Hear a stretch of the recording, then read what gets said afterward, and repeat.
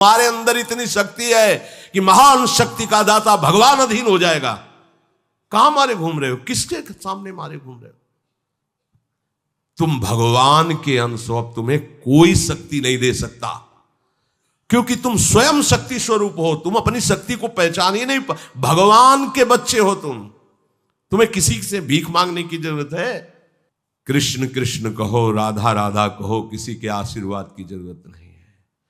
इस राधा नाम से जो शक्ति तुम्हारे अंदर आएगी वो ऐसी चिदानंदमयी होगी, किसी के सहयोग की जरूरत। तुम्हें शक्ति चाहिए, हम कह रहे हैं ऐसा करके देखो, ना मिले तो हमें बताना आके। कोई गंदा भोजन मत करना, पराई बहन बेटियों के प्रति दोष दृष्टि बेविचार मत करना, मांस मत खाना, जुआ मत खेलना, चोरी मत करना, और लिखो सामने राधा नाम और भावना करो कि राधा नाम से तेज निकल करके हमारे आंखों में समा रहा है, हमारे हृदय में समा रहा है। आप देखो, अनुभव करके देखो, हम आपको बताते रहे। करो, गंदे आचरण करो, पापाचरण करो, तुम्हें कोई शक्ति पा दो। अरे सर्वशक्तिमान भगवान यहाँ छाती में बैठे, यहां बैठे, कुछ नहीं बन पा रहा है। तुम जब तक उनका चिंतन नहीं करोगे तब तक कुछ है। तुम्हारे अंदर इतनी शक्ति है कि महान शक्ति का दाता बस भूल गए अपने स्वरूपों को। ये व्यवहार है, हाथ रखना, प्रणाम करना, नमस्कार करना, एक व्यवहार है। परमार्थ है हृदय देश में भगवान का चिंतन करना। ये बात कम समझ में आएगी, क्योंकि आजकल लोगों को स्वयं में साधना करने की बात नहीं आती। तुम जंतुर बना दो, 5 लाख का घोषित कर दो, 5 लाख आ जाएंगे, और उनको विश्वास दिला दो कि इस जंतुर से तुम्हारा शनिचर नष्ट हो जाएगा और बढ़िया रुपया आने लगेगा, अलवा भी भीड़ लग जाएगी। और राधा राधा बोलो, नहीं समझ में आएगा। जिससे वास्तविक तुम मंगल स्वरूप हो जाओगे, तुम्हारा मंगल हो जाएगा नहीं, तुम मंगल स्वरूप हो जाओगे, तुम मंगल करने वाले बन जाओगे, तुम सुख देने वाले बन जाओगे। पर समझ में नहीं आता, सत्य मार्ग किसी की समझ में नहीं आता। कोई बिरला ही होता है सत्य मार्ग पर चल दे। आप लिखो अपने सामने राधा और ऐसा भावना करो, और हमें बताना। आप यह माइक से कह रहे हैं, बताना आप आके कि आपको क्या अनुभव हो रहा है। अगर आप बुरे आचरण करोगे तो हम फिर नहीं बात कहते। आप जैसे कह रहे हैं वैसे चलो, सालों की बात नहीं करें, कुछ दिनों में आपको आभास होने लगेगा कि मेरे अंदर क्या आ रहा है। बस लिखो सामने राधा नाम और भावना करो कि जैसे सूर्य तेजों में किरणें फेंकता है, ऐसे राधा नाम से किरणें आ रही और हमारे अंदर सामर्थ्य बढ़ रही। भावना करो तो आपको अनुभव में आने लगेगा। सत्य वस्तु की तरफ चलो, सत्य मार्ग की तरफ चलो, भ्रम में मत भटको। ये बड़ा भ्रम फैला रहा है कलयुग। प्रभु के नाम से, प्रभु के रूप से, प्रभु के धाम से, प्रभु की लीला से, प्रभु से बिलक करके आज तक किसी का सुख हुआ हो तो बता देना। धन उठ के पास जाएंगे, आशीर्वाद दे देगा, अमुक मंत्र में दे देगा, उससे धन मिल जाएगा। काहे परेशान हो? लक्ष्मी जिनके चरणों को सहलाती रहती वो श्री हरि है।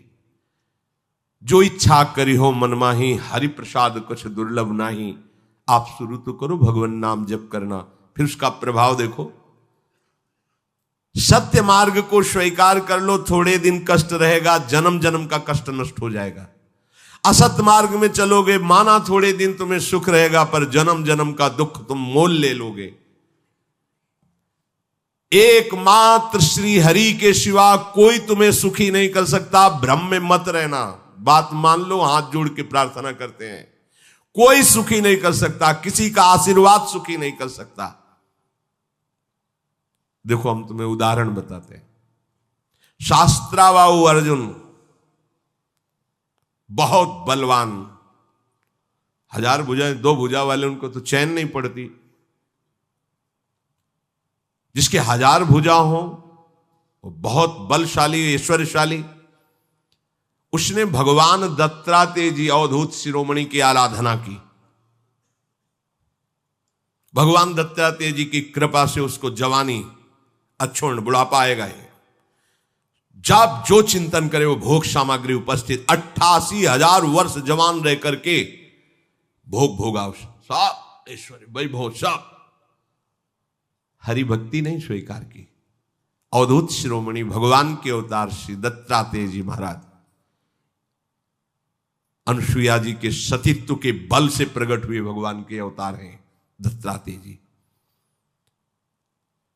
ना उसने नाम जप करना, ना भगवान की आराधना करना, केवल ऐसे महापुरुष का आश्रय लेकर उनसे सिद्धियां और भोग सामग्री और लौकिकता मांगी।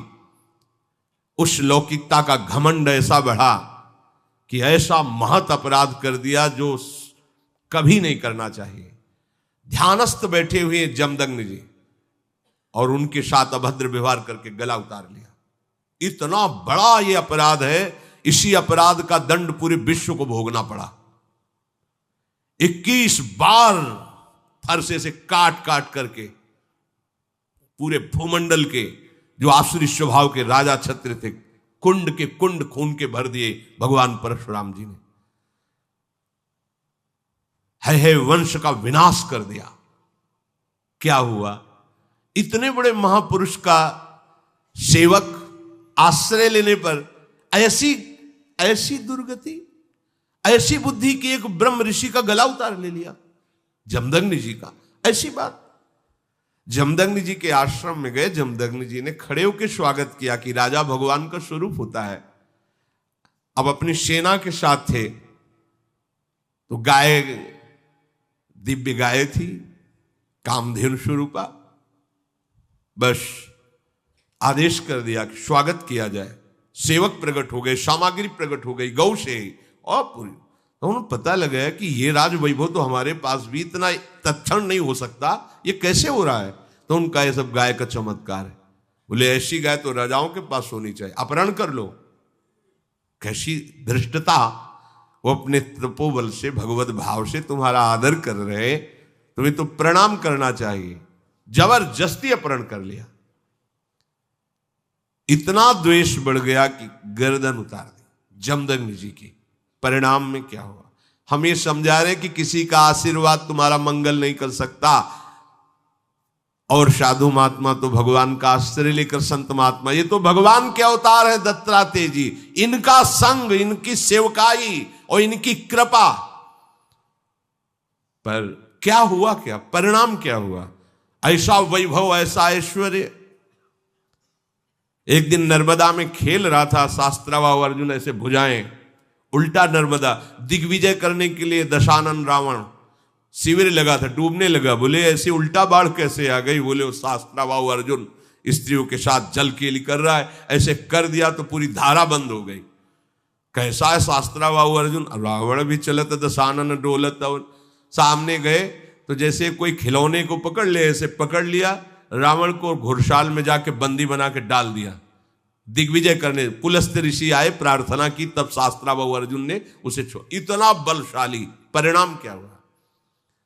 अगर आप लोगों को लगता है किसी के हाथ रखने से, किसी के आशीर्वाद से कुछ काम बन जाता है, भूल मत करना। राधा राधा राधा राधा सब बात बन जाएगी, संशय मत करना। भजन ना करने पर संत महापुरुषों की कृपा भी होगी तो उसका परिणाम क्या होता देख लो ना आप। और अगर भजन कर रहे हो तो वास्तविक संत महापुरुष की कृपा के अधिकारी बन जाओगे। आशीर्वाद मांगने की जरूरत नहीं है। इतने अव्यक्त महापुरुष हैं, वो अपने आप आपको निहाल कर देंगे। मान लो, कहीं से भी प्रकट हो जाए, कहीं से भी। यह दिव्यता का अनुभव तभी होता है जब आश्रित होकर भजन करोगे तो बड़े बड़े दिव्य महापुरुष आने लगते हैं और अपना परिचय बताते हैं। मैं अमुक ऋषि हूं, मुझे अमुक नाम से संबोधन किया जाता है, आप ऐसा करो, आप ये जपो, आप ये सावधानी रखो, वो सब बता जाते हैं। आशीर्वाद मांगने की जरूरत नहीं, करना आपको पड़ेगा भजन। भजन से ही बात बनेगी। मेरी प्रार्थना मान लो, ये भागना दौड़ना बंद करो कि कोई आपको दुख से निवृत्ति दिला देगा। किसी की भी ताकत नहीं दुख से निवृत्ति तुम्हें दिला सके। एकमात्र गरज कर कहते हैं कि भगवान नाम में ताकत है, भागने की जरूरत नहीं। सदा सदा के लिए दुख का नाश हो जाएगा। करो, जप करो। जब ऐसी बात करो तो फिर प्रश्न आते हैं कि भजन में मन नहीं लगता और सेवा में रुचि नहीं है, तो नरक की तैयारी कर लो भैया। सीधी बात है, मुंह चुपरी बात नहीं। भजन नहीं करोगे, भगवत सेवा नहीं करोगे, मनमानी आचरण करोगे तो उसके लिए फिर व्यवस्था अलग, दंड विधान है। आपको भजन करना पड़ेगा, आपको सुधरना पड़ेगा। कोई नहीं सुधार सकता।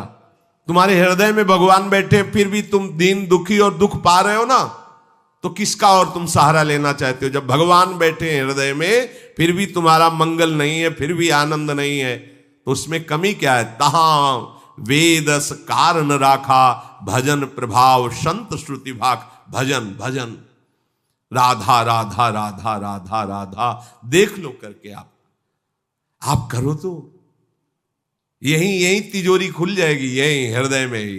ऐसी संपत्ति है प्यारे, निहाल हो जाओ। ये कोई संपत्ति है बाहर की? अरे अभी तो तुम्हें संपत्ति का परिचय ही नहीं मिला है। ये संपत्ति है कूड़ा करकट, इसे संपत्ति समझते हो?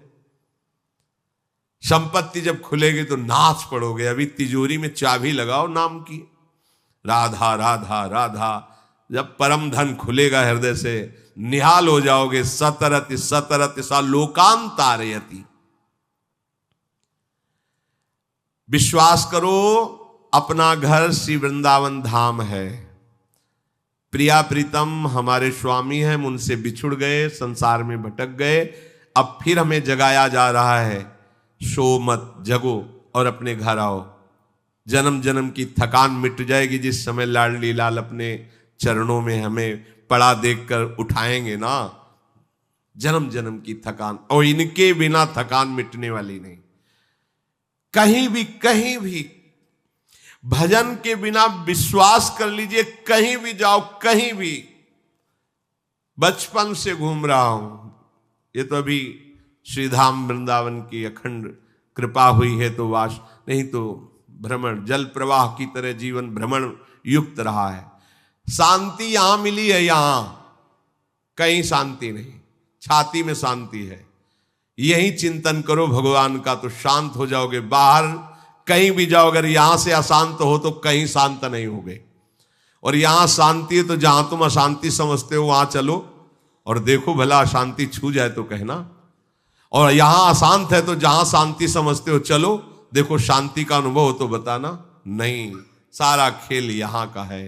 हृदय ही हमारा अशांत है, हृदय ही हमारा शांत है। ये हमारे हाथ की बात है। अगर अशांति का चिंतन करोगे तो अशांत रहोगे, शांति का चिंतन करोगे तो शांत रहोगे। शांत है प्रभु शांताकारम, अशांत है संसार, संसार का चिंतन करने वाला अशांत। तो अशांतस्य कुतः सुखम, अशांत को सुख का अनुभव कहां हो सकता है? सावधान। प्रभु आगे के श्लोक में कह रहे हैं, शास्त्र युग पर्यंत महर्यद ब्रह्मणो विदुः रात्रिम युग शास्त्रांताम तेहो रात्र विदो जनाः। जो मनुष्य ब्रह्मा के 1000 चतुर्युगी वाले एक दिन को और 1000 चतुर्युगी वाली एक रात्रि को जानते हुए मनुष्य ब्रह्मा के दिन और रात्र को जानने वाले कहे गए हैं। ये जानने के लिए इसलिए भगवान संबोधन कर रहे हैं कि ब्रह्मा की भी एक सीमित आयु है, इसके बाद वहां भी सब नष्ट हो जाएगा, ब्रह्मलोक भी नष्ट हो जाएगा, ब्रह्मा भी अंतर्ध्यान हो जाएंगे। ये जानने का तात्पर्य कि सब नाशवान। थोड़ा ज्यादा उम्र उनकी है, अपनी थोड़ा कम है।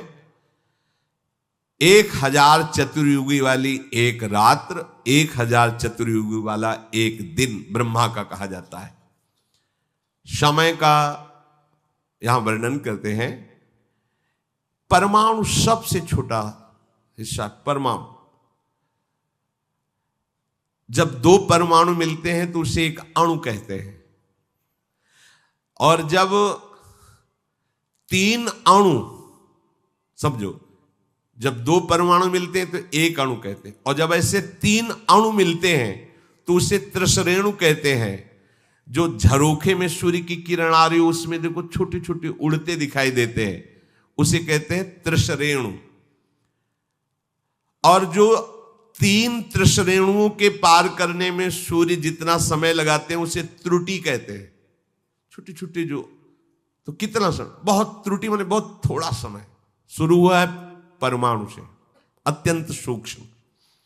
100 त्रुटियों का एक वेद, 3 वेदों का एक लव, 3 लवों का एक निमेष, ये 3 लवों का एक ये निमेष हो गया।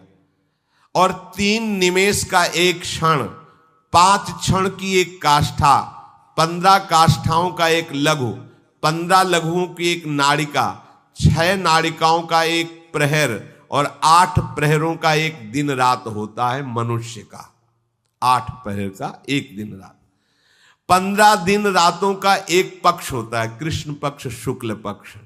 दोनों पक्षों का एक मास होता है और 6 मासों का एक अयन, उत्तरायण दक्षिणायन, और दोनों अयनों का 1 वर्ष होता है। ये हमारी आयु का, समय का वर्णन किया गया है।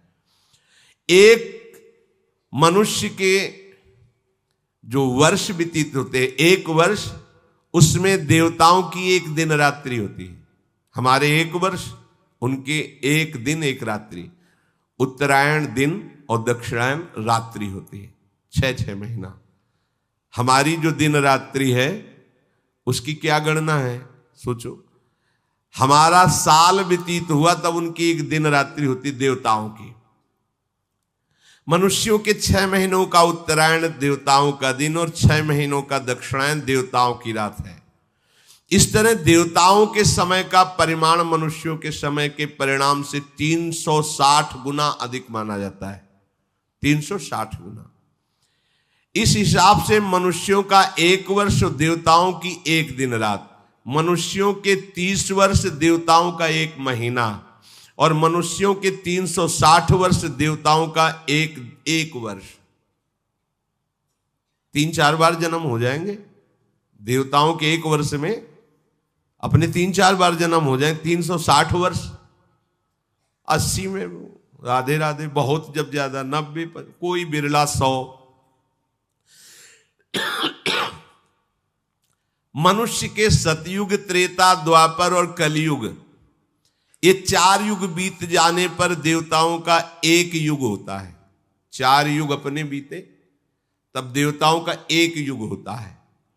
मनुष्यों के सतयुग के 17,28,000, त्रेता के 12,96,000, द्वापर के 8,64,000 और कलयुग के 4,32,000, ऐसे कुल 43,20,000 वर्ष बीत जाने पर देवताओं का 1 युग होता है।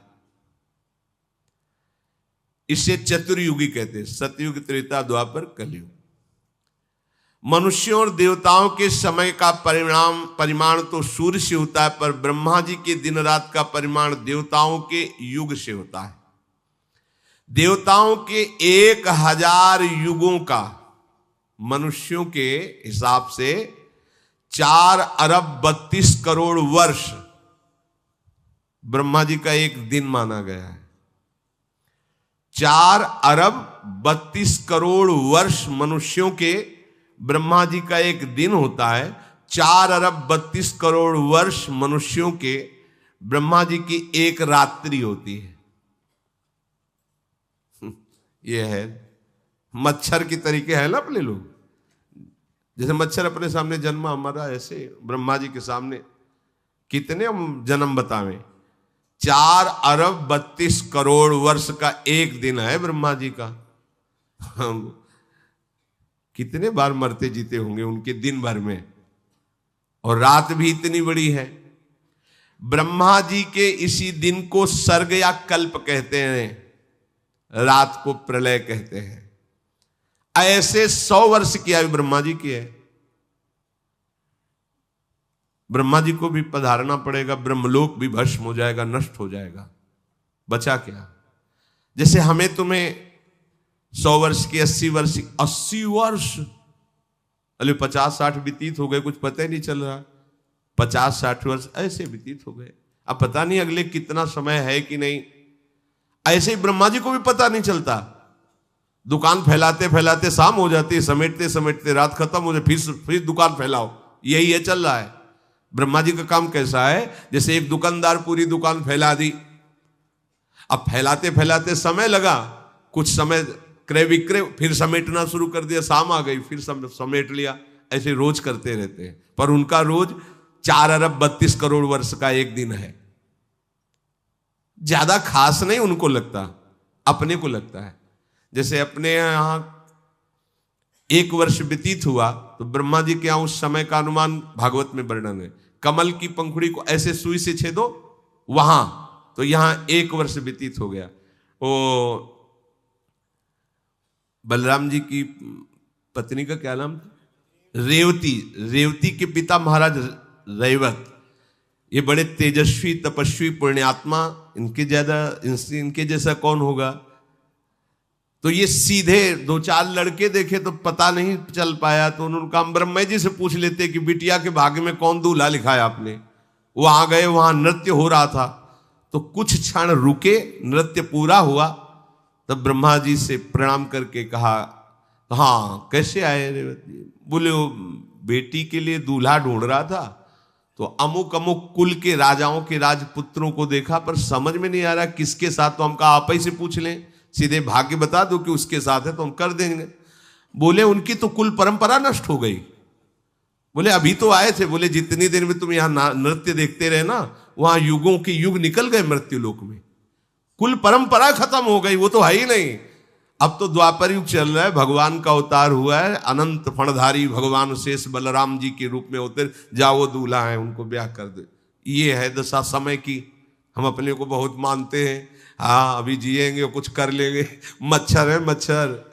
वहां देखो 4 अरब 32 करोड़ का एक दिन है, और यहाँ भुनगे की तरह जीवन हमारा है। गर्व कितना कर रहे हैं, वही है कूप मंडूक, कुएं का मेढक उछल उछल, इतना बड़ा समुद्र है, इतना बड़ा समुद्र।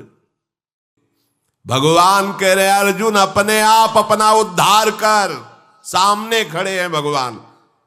बात समझ में नहीं आ रही? तुम्हारा कोई उद्धार कर देगा, तुम्हारा कोई कल्याण कर देगा, किसी का आशीर्वाद तुम्हारा मंगल कर देगा, भूल जाना है सब बातें।